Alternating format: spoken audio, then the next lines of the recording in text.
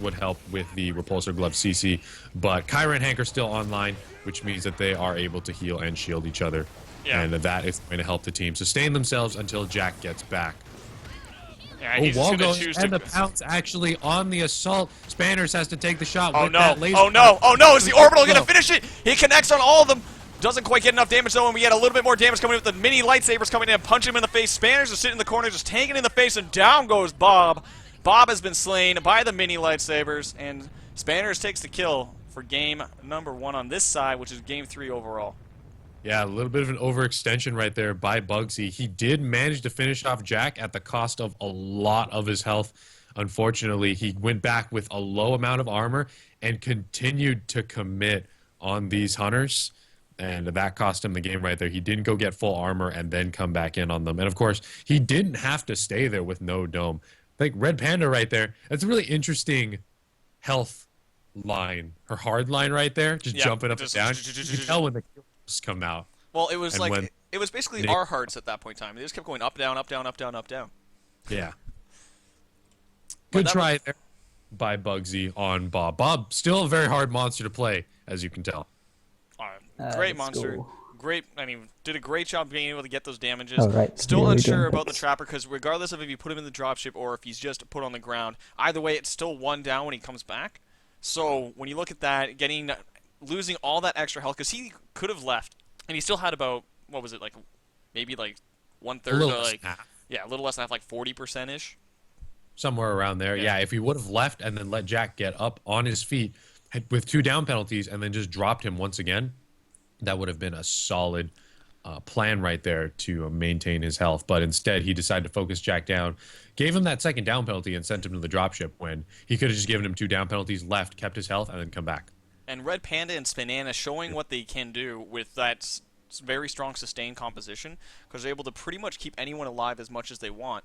As we saw him on the ground, unable to defend himself, couldn't dodge, couldn't do anything else, but he was able to just tank everything with the shields and with the Kyra grenades through the wall. Kyra, still usable, especially with Bob. If Bob would have cut that beam right there, that would not have gone so well for Val. But Kyra able to splash that healing grenade effect around through the wall. And of course, you can also heal burst through those. So we're going to get into the next match here. The maps are being picked. Looks like Bugsy reports that it will be Refueling Tower. So we've had 2 games of Orbital Drill and 2 games of Refueling Tower. Actually, that just makes sense because you got to play the same map. And we are getting our picks in here. Let's see. They didn't ban Monster. They didn't ban Monster, yeah. Well, they're picking Hunters right now, but they didn't ban Monster.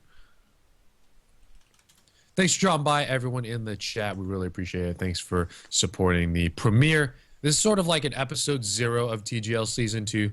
Both TPA and Team YP are in TGL, but right now they're not playing for seeding or tournament placing. This is just an exhibition match as a thank you for you guys who donated to the Patreon page. If you guys also want to sign up for TGL and get yourself a slice of the $1,750 and growing prize pool, if you want to donate, you can head over to the Patreon. But if you want a piece of that money, you can head over to sign up on thegentleman'sleague.net.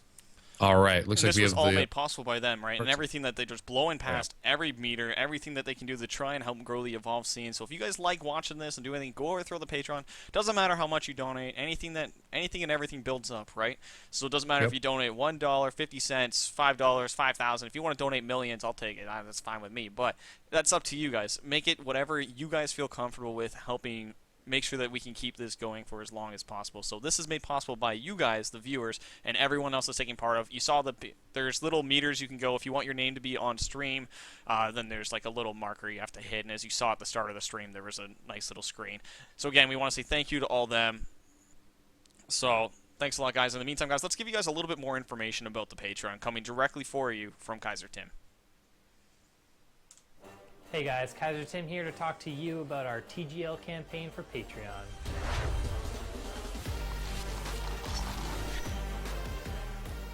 We've always wanted to do a tournament for the community, by the community, and TGL Season 2 gives us the opportunity to create the first ever crowdfunded tournament for Evolve. Now our funds raised by this campaign go towards our prize pool for the players to compete for and to help pay our staff for all the amazing work that they do. So why Patreon? Patreon allows us to fulfill our dream of making a league for Evolve with real stakes on the line. The more patrons we get allows us to make a bigger and better competitive scene. We're also all about the community, so we wanted a way to interact with you guys for helping us with our dream, so check out our rewards. You can donate to support our cause, or for just starting at $5 a month, that gives you early access to TGL content where we can show patrons what we're releasing before anyone else, and you guys can give us feedback on how we can shape the competitive scene further. Donating to Patreon is as easy as setting the amount and clicking to become a patron. Fill out all the information and away you go. All the money will go directly into our prize pool and to pay for our staff, like our caster's Nikki, meaning he won't have to starve tonight. It also gives us stakes on the line for players to compete over. Help us support the greatest league Evolve has ever seen by becoming a patron.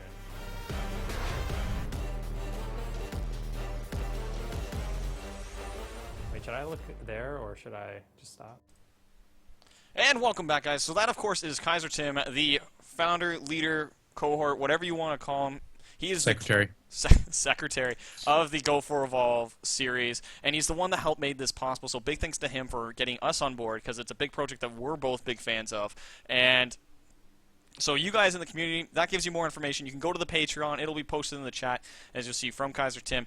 But in the meantime, we are getting to the bands now, which is interesting to see. So why don't you recap the bands for us, Delson Fu, and show us what you think's happening in the lineup? Yep. All right, scrolling up here in the Steam chat. Monster ban is going to be Kraken as usual. And then the medic pick is going to be Kyra. Val's been banned. Don't want those tranks in there. Val, very, very high pick rate. So Val has been banned. Kraken has been banned, and Kyra has been picked. Support, monster ban. Oh, nope. The thing is out of order here. Let's see. Support is going to be... Nope, they switched to assault. There should be an easier way to do this. They're arguing support assault, and then they did the monster out of order. Right, okay, so for those of you who are Torvald. just joining... Torvald, I see it. And then Torvald's been Parnell was banned. picked. Parnell's picked. Whoa, what the... All right, support. And then Sunny was banned. I saw support Goliath. What are you doing, Bugsy? It's all over the place. But yeah, so Sunny was banned next, which means Hank's going to be picked. So right now we're looking at a Kyra, right? Yeah, Kyra was picked. We have Hank being picked, and we have Parnell being picked. And then we have, last but not least, we have the Trapper being selected, which means that Griffin's going to be banned. Looking at a 100% ban rate going at. Yeah, no one wants to deal with this. Yeah, no one wants to deal with Griffin. And of course, Monster is going to be Goliath in this case. So after these bans that you see on screen, we're done. Everything's done. So we are looking at a Kyra, Hank. I didn't see which. Oh yeah, Jack, Kyra, Hank, Jack, Parnell, and Jack. Parnell. Yeah. What is up with that Parnell pick? Going up against Goliath. Interesting. All right.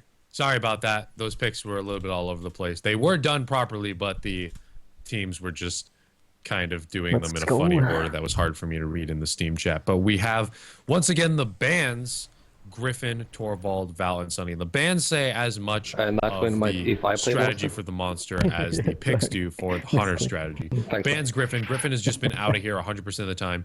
Torvald was banned. Don't want to eat those mortars. Val has such a high pick rate. She's such a good medic in the current meta. Got her out. And Sunny, of course, to slow the team down. Interesting to see. Griffin, Val, Sunny. That combination has been banned at least twice out of the 4 games we've seen so far.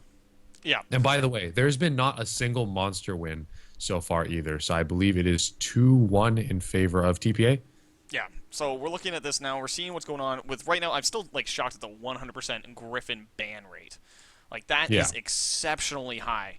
That means that all of them are saying, look, you know what? We know how good you are with Griffin. We're just not going to deal with it. We're just going to move on, accept that it's happening, and so you know what? We'll deal with whatever else you got. In this case, we're yet to see a monster able to take a game, which just shows you the power of these hunter teams as you look at the standard level of play where monsters are going to be, having the dominance, as you could say, on the ladder. So we're going to the game now. As you do see, all the picks are done. Skins are selected, which is the important part because skins play a little bit of a factor in regards to camouflage and also makes you look pretty. And looking pretty is probably the best part of Evolve. Yeah. Right? Whether you win or lose, at the end of the day, it's whoever played Ballerina Kraken the best. Yeah. Who And has more than actually 2-2. truly taken victory. Yeah, Yeah. of course. So And we have Rune here on Parnell. Now, here's the thing. I want to say Rune is picking Parnell right now because yesterday in my chat, I was just hating on Parnell. Parnell's got nothing. He might as well have 2 water guns. And Rune's playing Parnell right now. I think he's taking a dig at me, going, well, it's you know also what, Nikki? I the can play Rune Parnell. It's the Rune Parnell, though. Like the He Hunter, did the invent one the guy Parnell. that Rex face, the one guy that scares all monsters. But let's update that scoreboard, guys. We'll make sure that we get that updated score for you, because it is currently a 2-1 with the second game on this side, which means that, you know, YP is coming forward, pushing their way through, and going to be coming through with going for the win in this match, which means that they will go to the tiebreaker scenario, right? Yep. The tiebreaker, of course. Distillery is available. So there's a slightly larger map pool, but I believe you can pick from any of the 4 or 5 maps we have here for TGL. Back on the Goliath, going to take these free meats, Biofog refueling tower, and I'm going to predict he's going to go to the northeast part of the map. Past the Mammoth Birds to get the quick feed, and I'm going to get 3 meats at the start, as opposed to Source's 2 meats at the start. Yeah, 3 or 4 right there. Yeah. Right, he got an extra body, is what I know, but well, thinking he's taking charge, flamethrower, leap smash. Let's take a on look. Our Goliath. We got Leaf Smash Charge Flame Breath, and we got we got ourselves an angry Crowbill Sloth right now, punching him in the face. He has the armor to tank it, so it's not that critical. He's going to take not only the 3 meats there, but the 4 meats from the Crowbill, unless it falls downhill, which is what happened there. So we might not be able to get the full thing here. But if we look at perks, we see that he chose movement speed as opposed to cooldown or damage, or even damage reduction. He wants to be able to traverse and get space.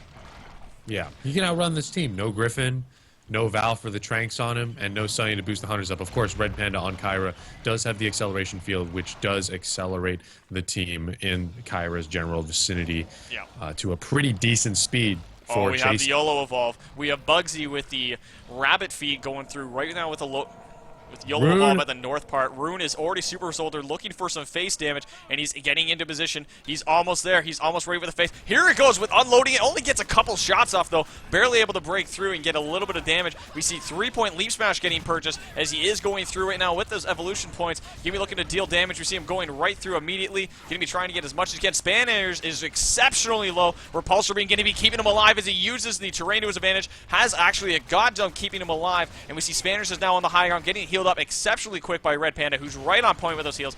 Rune's in the rear, dealing damage, using the Rocket Barrage shotgun, everything being used to burn through. Bugsy right now at about 70% HP as they're just trying to melt through it with this combat. Shields coming up from Spanners, trying to repay that favor of the Red Panda for keeping him alive right there in that corner. Here comes the Leaf Smash. It connects on Spanners, knocking him down. And he goes down under. Oh my god, and down goes Spanners.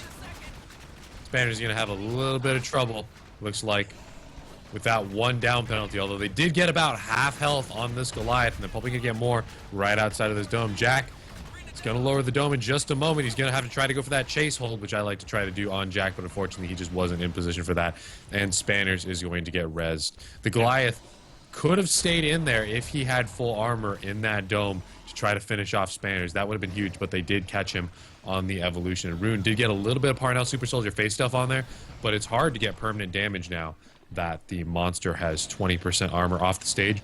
But it used to be that you took 25% more damage inside the cocoon when you were evolving. Now it's 35, which might be a little bit in Parnell Super Soldier face stuff's favor.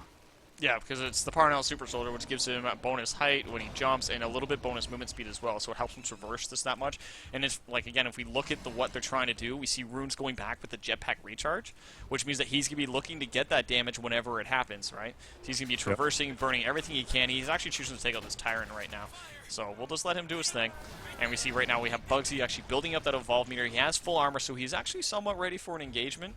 If we look at this right now, he is still, like, just for the finalized build, because we didn't get a chance to talk about, because we were right into the action. Repulsor, we were going to be interrupting there, which was cute from Nightwayne. Oh, and that laser might chip him out a bit. But we do have 3 leap, and then 1 in every other ability. Leap Smash, of course, with a large AoE and a good amount of damage if it hits when you put 3 points in. Leap Smash is going to come right across. Spanners does dodge that one, thanks to Nightwayne holding them back, trying to keep Spanners safe. That rock does connect on Spanners. He doesn't have a lot of room to dodge down there. He's got to be careful. Flamethrower coming out. That's going to light him on fire. Orbital coming out defensively. And stuck on the bridge. Bugsy ate that orbital right there, and I think it's time for him to mitigate now that Spanners has taken another down. Spanners getting back up on his feet with 2 down penalties. He got 60.